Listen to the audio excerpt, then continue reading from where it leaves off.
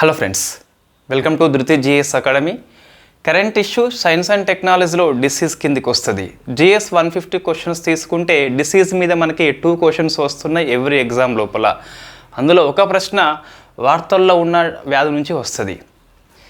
So ఇప్పుడు మనకి mpox అని చెప్పేసి వార్తల్లో ఉంది. ఈ ఎంపాక్స్ అని చెప్పేసి WHO దీన్ని గ్లోబల్ హెల్త్ ఎమర్జెన్సీగా డిక్లేర్ చేసింది. సో అందుకు వార్తల్లో వచ్చింది. సో గ్లోబల్ హెల్త్ ఎమర్జెన్సీ అని చెప్పేసి ఈరోజు డిక్లేర్ చేసింది కాబట్టి మనకి వార్తల్లో వచ్చింది.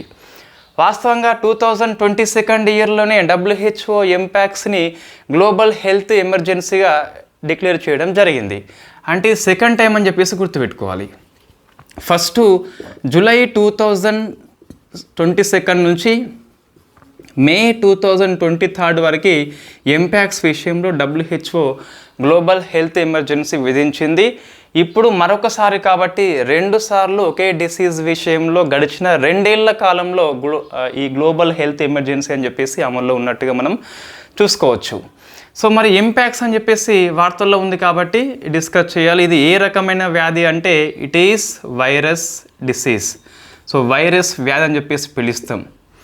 సో వెరీ ఫేమస్ క్వశ్చన్ అది.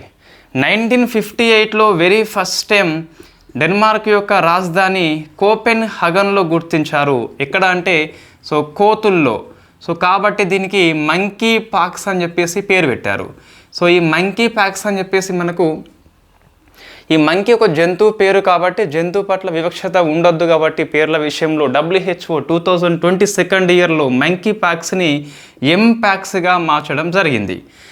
వెరీ ఫస్ట్ టైం 1958లో కోపెన్ హగన్లో కోతుల్లో గుర్తించారని చెప్పేసి చూసుకోవాలి. ఆ కోతులు వచ్చేసి వాస్తవంగా సింగపూర్ నుంచి ఇంపోర్ట్ చేసుకోబడ్డ కోతులు అని చెప్పేసి WHO వెబ్సైట్లో ఉంటుంది.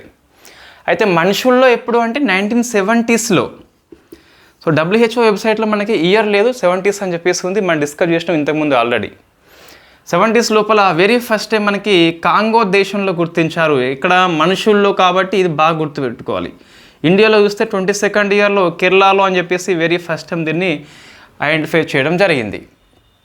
నెక్స్ట్ చూస్తే మరి ఎంపాక్స్ వైరస్ అనేది ఎలా వస్తుంది అంటే జనరల్గా మనకి మంకీస్ నుంచి అని చెప్పేసి ఒక ఐడియా ఉంది. బట్ ఎక్కువ శాతము ఈ వైరస్ యొక్క హోస్ట్గా ఎలుకలు లేదా ఉడతలు అని చెప్పేసి ఉన్నాయి. జంతువుల నుంచి వస్తుంది కాబట్టి ఇది జూనోటిక్ డిసీజ్ అని చెప్పేసి పిలుస్తాం. నెక్స్ట్ లక్షణాలు ఏంటి, ఎంపాక్స్ యొక్క లక్షణాలు ఏంటి అంటే almost as per WHO website చూస్తే ఇట మనకు మశూచి లక్షణాలే కనిపిస్తాయట. మశూచికి ఏ లక్షణాలు ఉంటాయో ఎంపాక్స్ కూడా అవే ఉంటాయి.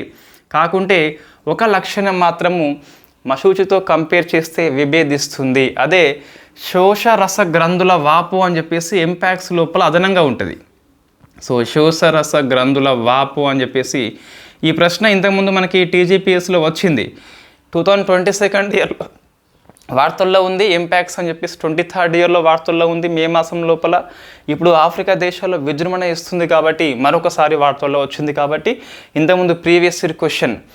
మశూచి వ్యాధితో కంపేర్ చేస్తే ఎంపాక్స్ వ్యాధి లోపల ఉండే అదనపు లక్షణం ఏంటి అంటే శోషరస గ్రంథుల వాపు అని చెప్పేసి పిలుస్తాం. రైట్, ఇవి లక్షణాలు కానీ ఎంపాక్స్ గురించి. ఇంతకుముందు గ్లోబల్ హెల్త్ ఎమర్జెన్సీ జూలై 2022 నుంచి మే 2023 వరకు అమల్లో అయితే మనకి కనిపించింది. నెక్స్ట్ మరి వ్యాక్సిన్ ఉందా అంటే వ్యాక్సిన్ లేదు ప్రజెంట్. WHO ఏ ఒక్క వ్యాక్సిన్ని కూడా ఆమోదించలేదు. మరి ట్రీట్మెంట్ ఎట్లా అంటే సిమ్టమాటిక్ ట్రీట్మెంట్ అని చెప్పేసి పిలుస్తాం. ఏ సిమ్టమ్స్ ఉంటే దాని నయం కోసం అని చెప్పేసి మందులు అవోటి ఇస్తారు అన్నట్టు. రైట్, ఇప్పుడు ఇక్కడ ఇది ఎంపాక్స్ అని చెప్పేసి 2 సార్లు గ్లోబల్ హెల్త్ ఎమర్జెన్సీ.